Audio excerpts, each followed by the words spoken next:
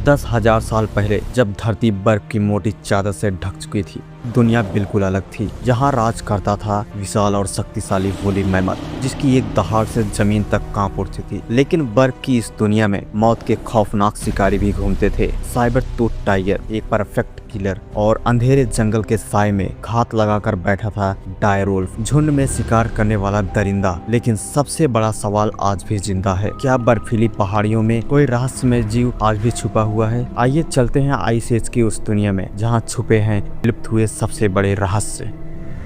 हजारों साल पहले जब इंसान की दुनिया अभी शुरू ही हुई थी, जब धरती का बड़ा हिस्सा मोटी बर्फ की चादर में ढका हुआ था, जब हवाएं इतनी ठंडी चलती थी कि खुली त्वचा कुछ ही मिनटों में सुन्न हो जाती थी, तब इस ग्रह पर मौजूद थे कुछ ऐसे जीव जिन्हें देखकर आज का इंसान शायद यकीन ही न कर पाए। यह था आइस एज का दौर, एक ऐसा समय जब प्रकृति अपने सबसे कठोर रूप में थी। वैज्ञानिक बताते हैं कि आइस एज कोई एक छोटा समय नहीं था, बल्कि लाखों वर्ष तक चलने वाला एक लंबा ठंडा काल था। इस दौरान धरती के उत्तरी हिस्से पर किलोमीटर मोटी बर्फ जम गई थी। आज जहां हरे भरे जंगल हैं, वहां तब सफ़ेद मौत फैली हुई थी।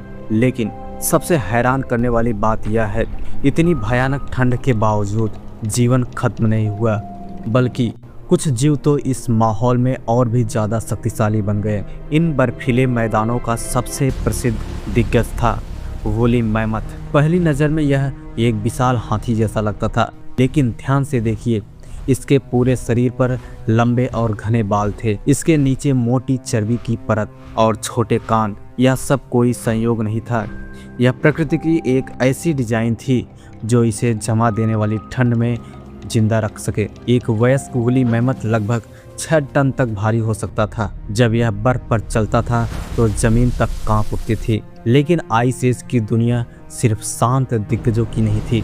यहाँ छुपे थे खामोश और घातक शिकारी, और उनमें सबसे खतरनाक नाम था साइबर टूथ टाइगर। इसके मुंह से बाहर निकले हुए लंबे तलवार जैसे दांत इसे बाकी सभी बिल्लियों से अलग बनाते थे।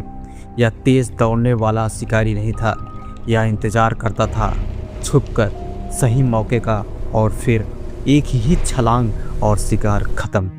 लेकिन जंगल का असली डर अक्सर अकेला नहीं आता। आइस एज की बर्फीली रातों में दूर कहीं सुनाई देती थी एक साथ कई आवाज़ें। यह थी डायर वुल्फ की टोली। आज के भेड़ियों से बड़े, ज़्यादा ताकतवर और बेहद संगठित। ये अकेले शिकार नहीं करते थे, ये घेरते थे, थकाते थे और फिर पूरे झुंड के साथ हमला करते थे। अगर कोई जानवर डायर वुल्फ के घेरे में आ जाए तो उसका बचना लगभग नामुमकिन था। लेकिन कहानी यहीं ख़त्म नहीं होती। आइस एज की दुनिया में एक और अजीब और डरावना जीव था, जायंट ग्राउंड स्लॉथ। आज के पेड़ों पर लटकने वाले छोटे स्लॉथ का यह प्राचीन रिश्तेदार था। इतना बड़ा था कि जब यह अपने पिछले पैरों पर खड़ा होता तो एक इंसान उसके सामने बहुत छोटा लगता। इसके लंबे और मुड़े हुए पंजे इसे खतरनाक बना देते थे, और अगर इसे खतरा महसूस हो जाए तो यह अपने पंजों से भयंकर वार कर सकता था। लेकिन आइस एज का सबसे रहस्यमय सवाल अब भी बाकी है, क्या उस समय सिर्फ जानवर ही थे या इंसान जैसे कुछ और भी? वैज्ञानिकों को मिले हैं ऐसे सबूत जो बताते हैं कि उस समय धरती पर हम जैसे आधुनिक इंसान के अलावा कुछ और मानव प्रजातियां भी मौजूद थी, जैसे निएंडरथल्स। ये हम जैसे दिखते थे, लेकिन पूरे तरह हम जैसे नहीं थे। इनका शरीर ज़्यादा मजबूत था, चेहरा अलग था, और ये भी बर्फीली दुनिया में जिंदा रहना जानते थे।